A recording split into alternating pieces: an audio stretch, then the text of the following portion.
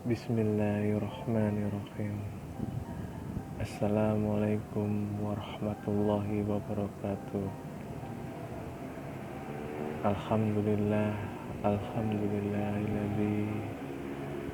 Kita panjatkan puji dan syukur kehadirat Allah Subhanahu wa taala, segala pencipta yang ada di alam semesta ini, serta kita sampaikan salam kepada junjungan besar kita Nabi Muhammad SAW, Rasulullah SAW, supaya kita mendapatkan syafaatnya di hari akhir nanti.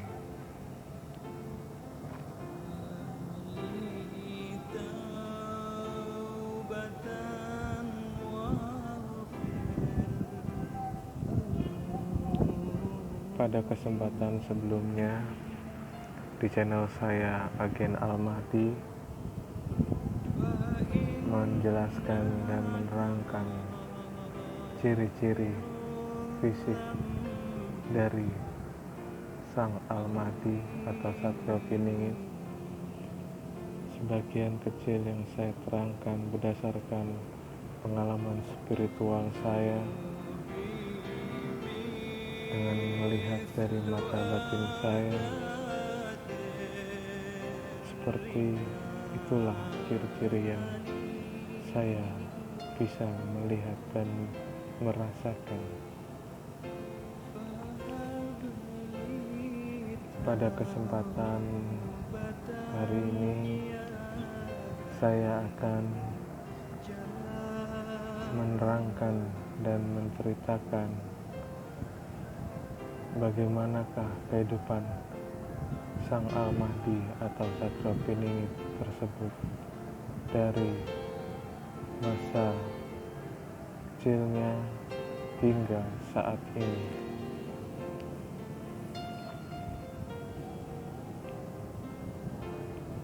Sebelumnya Sang Al-Mahdi lahir dari keluarga ayah dan ibunya, termasuk keluarga yang cukup terpandang di daerahnya.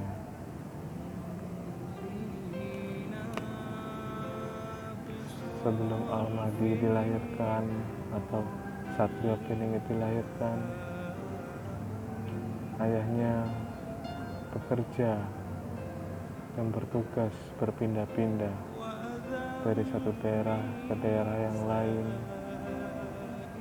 hingga akhirnya mereka bertap agak lama di daerah wilayah Jawa Barat, yaitu di Jakarta. Disitulah Al-Mahdi atau Satrio Piningit dilahirkan, tepatnya di daerah wilayah Jakarta Selatan. Menurut pandangan mata batin saya, daerah Petamburan atau daerah Tanah Abang dan sekitarnya.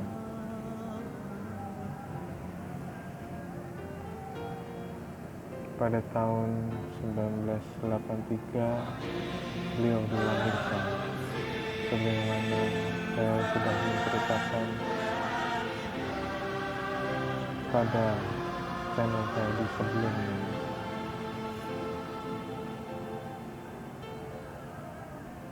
Tidak lama beliau tinggal di daerah tersebut, kemudian beliau berpindah lagi di daerah Jawa Barat.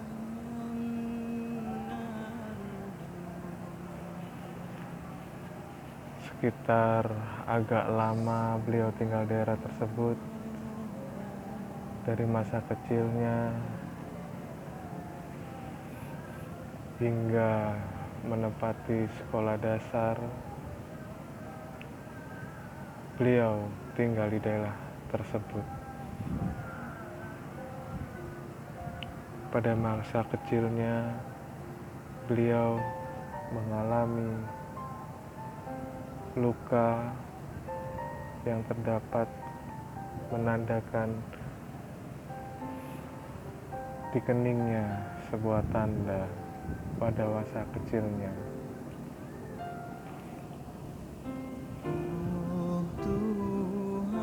Cukup lama beliau tinggal di daerah tersebut, di daerah Jawa Barat. Kemudian beliau berpindah lagi ke daerah asalnya, di tempat kelahiran orang tuanya.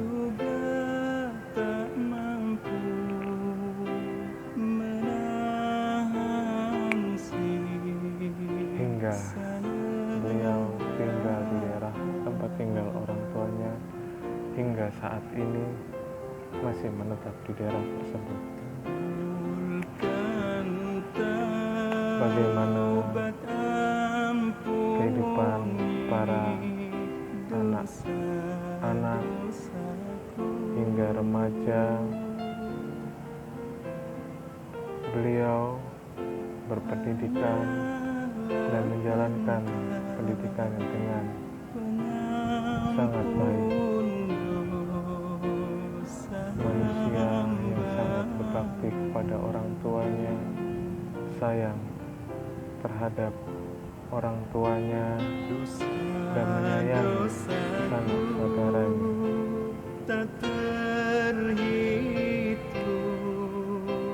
Fase di mana beliau merasakan perubahan dalam hidupnya, pola berpikirnya, yaitu pada saat beliau menepati pendidikan di sekolah menengah atas. Di saat umurnya yang 17, setelah orang tuanya menjalankan ibadah haji, beliau mendapati tiba-tiba mengalami sakit keras, sehingga beliau tidak tahu kenapa dan sebab akibat yang beliau rasakan. Pada fase itu, Sang Almadi atau Satya Piningit mengalami banyak fase-fase perubahan dalam kehidupannya, pola berpikirnya, ciri fisiknya pun banyak berubah. Memiliki banyak kawan dan sahabat-sahabat dari kalangan segala macam manusia. Kehidupan sosialnya, baik yang di atas, menengah, dan di bawah, cukup mengenalnya.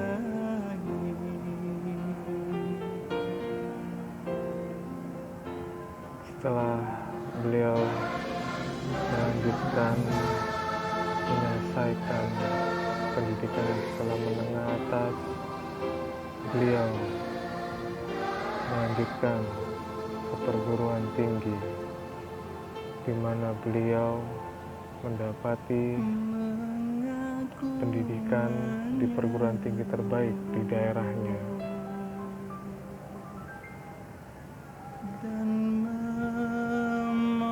Dia termasuk orang yang sangat suka bekerja keras, suka banyak belajar,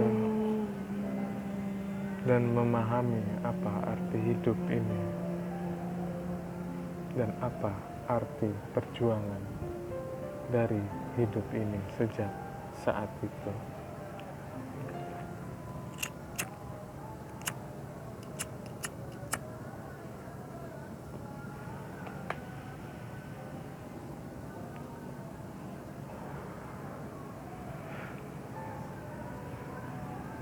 Pada saat umurnya sekitar 21 tahun, beliau bertemu dengan seseorang yang tidak beliau kenal dan mempertanyakan kepada beliau, dari manakah asalnya Sang Almadi atau Sang Satya Piningit itu. Tapi dari orang tersebut melihat bahwasannya banyak sekali sesuatu yang gaib di sekitarnya yang melindunginya. Dan orang tersebut berkata bahwa suatu saat di mana fase umur 26 Al-Mahdi akan mengetahuinya. Sesuatu hal yang tidak dapat dia pahami apapun itu.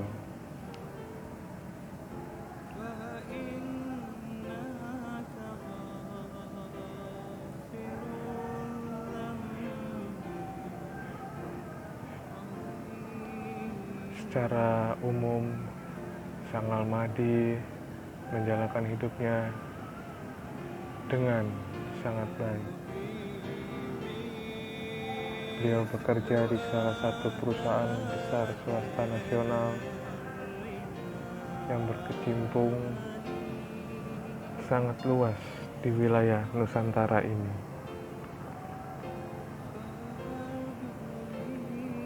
Semasa beliau muda, suka sekali menjalankan ibadah-ibadah puasa, baik itu Senin Kamis ataupun puasa Daud, secara tidak ada paksaan dari siapapun.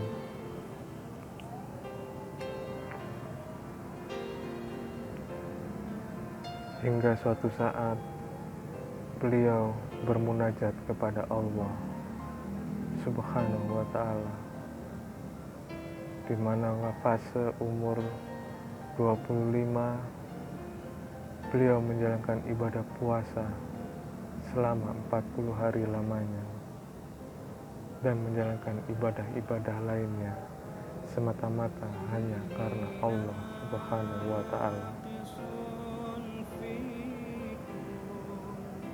Beliau mendapat petunjuk itu berdasarkan dari cerita-cerita para nabi yang sering dia baca, seperti halnya Nabi Musa menjalankan puasa pada waktu di Bukit Turzina ingin bertemu dengan Allah.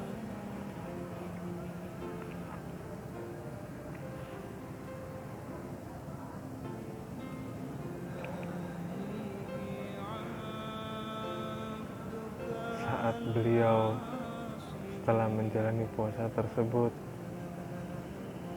beliau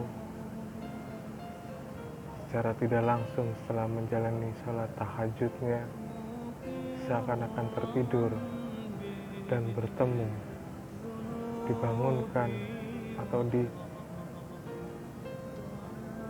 diperlihatkan suatu sosok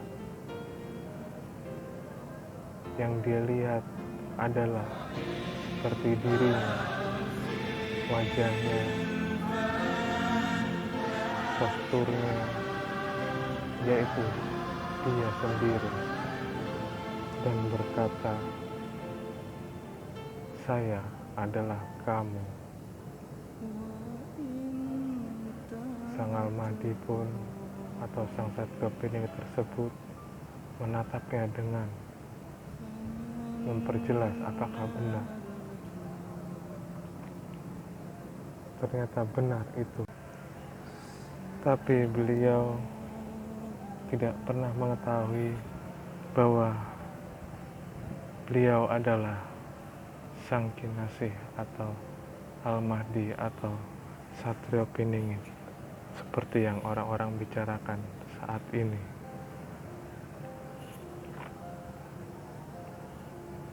Kapankah beliau merasakan bahwasannya beliau yang terpanggil dalam hatinya bahwa beliau adalah sang Al-Mahdi atau Satrio Piningit, yaitu pada tahun 2019.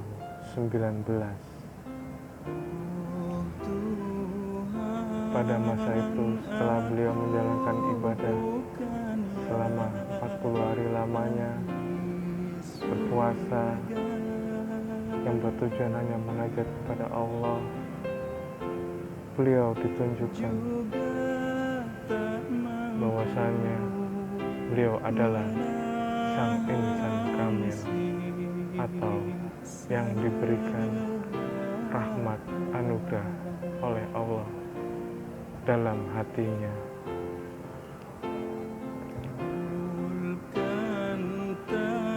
Setelah tahun tersebut, semakin lama beliau merasakan kegundahan dalam hidupnya. Keanehan yang dia alami hingga keajaiban-ajaiban yang beliau alami.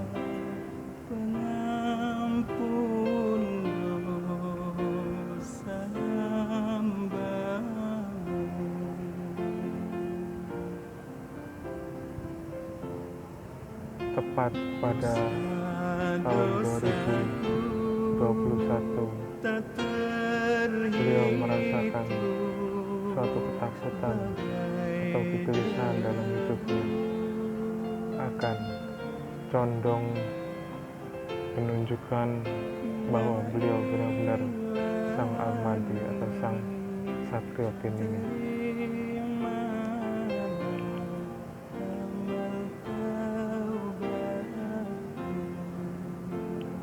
Hingga saat ini, detik ini, beliau pun merasa gundah dan gelisah. Tapi beliau masih tetap tenang, sabar, ikhlas, dan tawakal akan apapun yang akan terjadi di kemudian hari.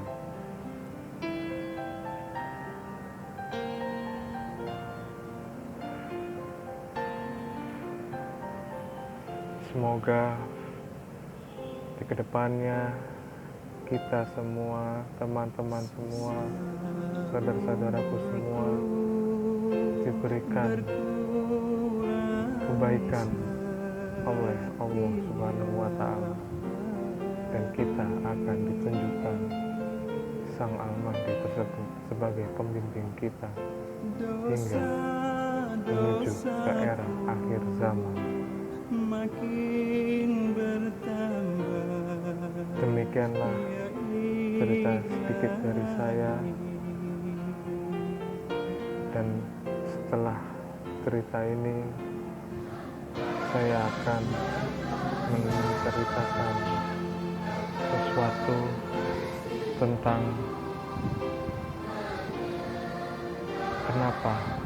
kenapa orang-orang pilihan Allah itu dapat diberikan anugerah, dan karena apakah beliau semua hamba-hamba Allah yang dicintai Allah mendapatkan rahmat dan ilham dari Allah Subhanahu wa Ta'ala.